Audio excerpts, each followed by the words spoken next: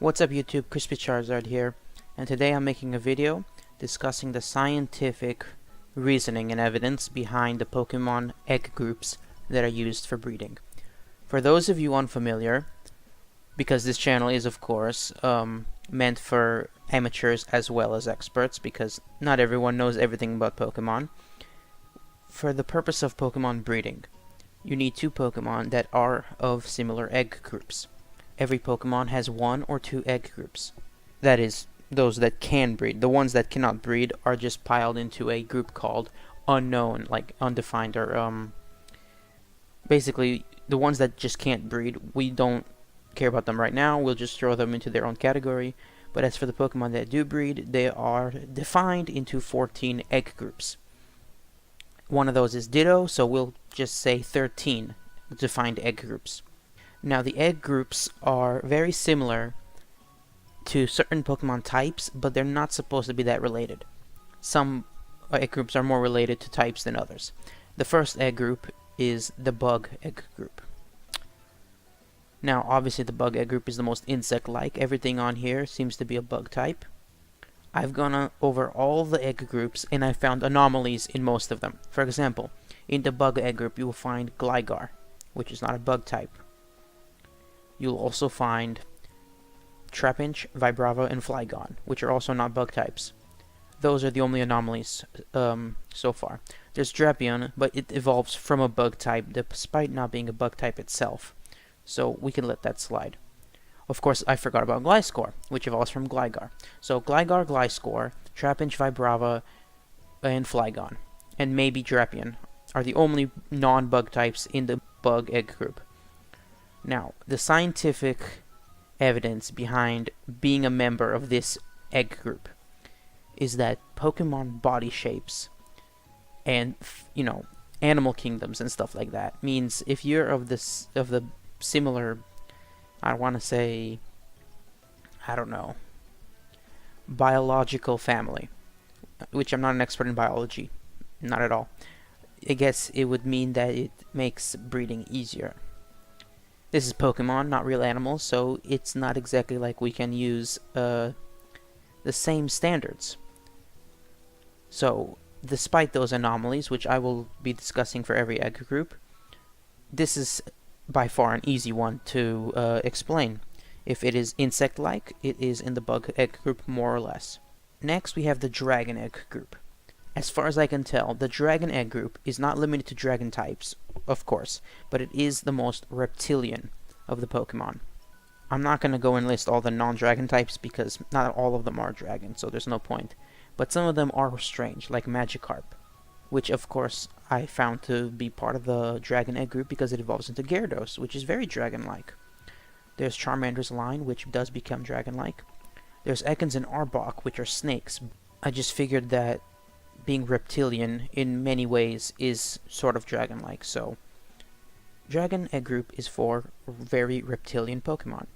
There's Horsea, Seadra, and Kingdra, which are not reptiles. They're more like seahorses. And I don't know if seahorses are fish or not, because I'm not very good at real-life biology, but they kind of are scaly, so we could let that slide. Swablu and Altaria are a little iffy. They're not reptiles in any way. Altaria is a dragon type, which is a completely other conversation, because it's not that dragon-like in the Western sense of the word. Maybe it's a little bit Eastern dragon, but Swablu, of course, is more bird-like than anything else. Phoebus, of course, is just like Magikarp. It's a fish that evolves into Milotic, and that's why it's dragon egg group, because for some reason its serpentine form is enough to be reptilian in nature, despite Phoebus and Magikarp being just fish. But, the thing about fish and reptiles, they both have scales. So, yeah, logic. Scraggy and Scrafty were very tricky to figure out, but they also have scaly skin, because they shed their skin and they have very shed-like skin. They're not necessarily reptiles, but they, their skin may be the reason why they are in the dragon egg group. because they don't look like dragons, they don't look like reptiles, but their skin does shed. They even have the shed skin ability, and their whole gimmick is that they use their skin as, you know, saggy pants and hoods, which I think is pretty cool. But they are also part of the dragon egg group, which is very interesting, that these Pokemon can all breed with each other. Skrelp and Dragalge, yeah, a non-dragon that evolves into a dragon, very reptile-like. Gumi, Sliggoo, and Gudra are, you know, a pseudo-legendary line, but they're not reptilian for dragons. You know, like, they're one of the most non-reptilian dragon types. But this is the dragon egg group we're talking about, so we'll let it slide again. And that's all there is for the dragon egg group. They are reptilian in nature. And by nature I mean appearance. Now, some egg groups concentrate more on appearance, some concentrate on biology, many concentrate on habitat. But I think that biologically speaking, the Pokemon breeding with each other should be most about body type, not habitat. Body type will therefore affect habitat. For example, if you're a fish, you will live in water. Therefore, habitat depends on body type. So breeding will also depend on body type, which means habitat and breeding will also correlate because you will breed with the Pokemon nearest to you. Seems logical. After Dragon, we have the Fairy Egg Group. Now, the Fairy Egg Group has existed since all the egg groups have, unlike the Fairy type, which was recently introduced in Generation 6 for X and Y.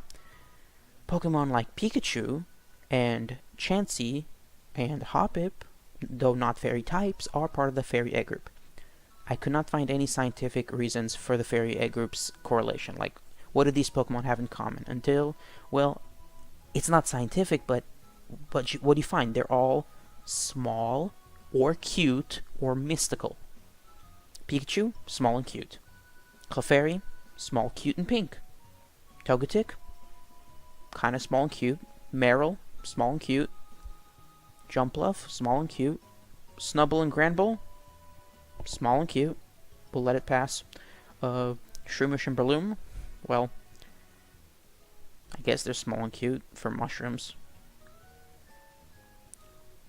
Mawile, well, being a fairy type is very helpful in this case, but not all fairy types are in the Fairy Egg Group, and not all Fairy Egg Groups are fairy types. Yeah, a lot of these Pokemon are hard to pass as small and or cute. It's when we get to Snorunt and Glalie that I had to add the word mystical to the description, because yeah, a lot of them are small, and a lot of them are cute, but Glalie is neither small nor cute. It's a floating ice ball with a very frightening appearance. So I'm going to say that fairy egg groups are mystical, just like the fairy typing. But most of them are small and cute. You know, I'm surprised that Fiona and Manaphy, for a mythical Pokemon, can breed. But if you're going to breed a Manaphy with a Ditto, you're going to get a Fiona, not a Manaphy. However, they're both part of the Water 1 and the Fairy Egg group, so it never occurred to me that... Actually, let's be honest. Manaphy is genderless. Is it? Yes, Manaphy is genderless. Fiona is also genderless. Therefore, the only thing Manaphy can breed with is Ditto. And that Ditto will make a Fiona. There's no other option. So it seems kind of pointless to have Manaphy and Fiona have the Fairy Egg group and the Water 1 Egg group, because they're not going to breed with other Fairy Egg groups or other Water 1 Egg groups. They're just going to breed with Ditto. And you're only going to get Fiona, not Manaphy. That's just a little bit of trivia. So far, most of these Pokemon are small, and or cute, and or mythical. No, not mythical, mystical. Don't confuse the two. Mythical is a sub-category of legendary Pokemon, like Manaphy and Fiona, which are the only ones that can breed, while mystical is just something, you know, arbitrary that I just threw in there, just like small and cute. Not everything is small, because small is relative, cute is relative, and I guess you can say mystical is relative. But all these Pokemon are small, cute, or mystical.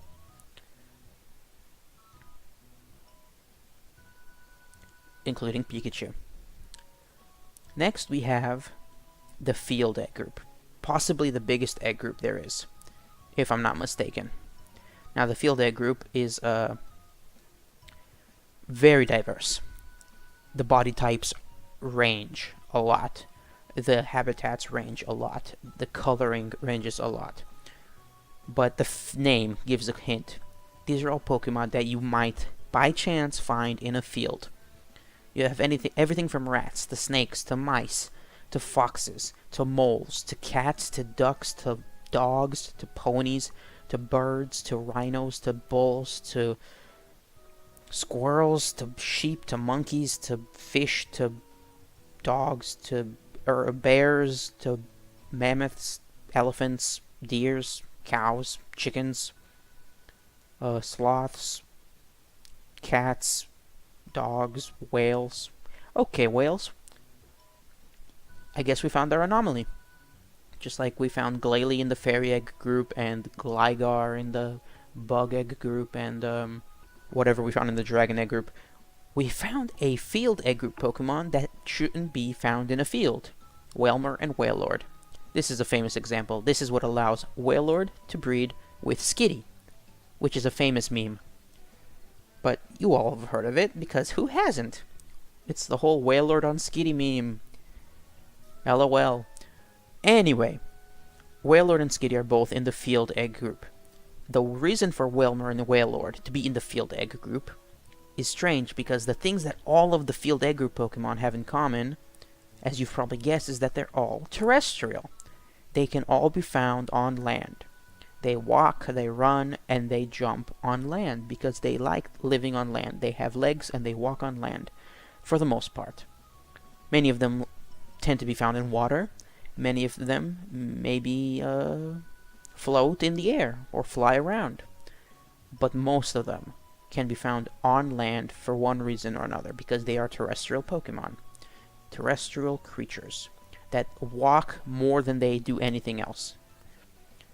Of course, that just emphasizes the anomaly of Wailmer and Wailord. But the fact that they're supposed to be based on real-life whales, which are mammals, despite living in the ocean with the fishes, which are not mammals, kind of emphasizes the whole mammal versus fish thing. Though they are mammals, they still live in the ocean. And Wailmer and Wailord in the Pokemon world do not exit the ocean for almost any reason. But their body type is still mammal-alike because of their origin. And sure, if they want to climb out of the water, who's going to stop them? But the rest of the Pokemon are terrestrial.